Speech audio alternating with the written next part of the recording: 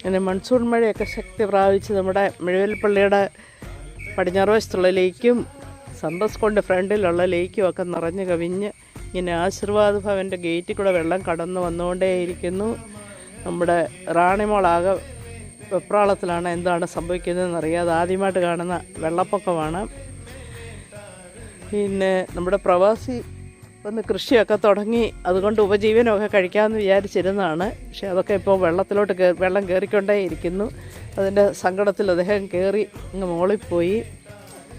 പിന്നെ റാണി ആകെ വെപ്രാളത്തിലാണ്, എന്താണ് സംഭവിക്കുന്നതെന്നറിയില്ല.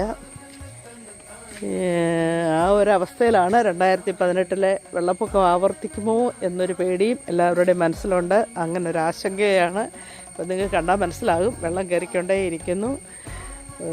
ഇന്നലെ രാത്രി വരെ ഇവിടെങ്ങും വെള്ളമൊന്നുമില്ലായിരുന്നു. രാത്രിയിലത്തെ മഴയിൽ കയറി വന്നാന്ന് തോന്നുന്നു. ഇതുവരെ ഇതുവരെ നിനക്കെന്നാ പ്രശ്നം? വെള്ളം വരട്ടെ, നിനക്ക് നിന്നെ ഇതിനകത്തിട്ടൊന്ന് മുക്കാം. അതിനാകെ എന്തോ ചെയ്യേണ്ടതെന്ന് അറിയാത്ത ഒരു അവസ്ഥയിലാണ്. അപ്പോൾ പുതിയ അപ്ഡേറ്റ്സായിട്ട് പിന്നെ വരുന്നതായിരിക്കും. ബായ്.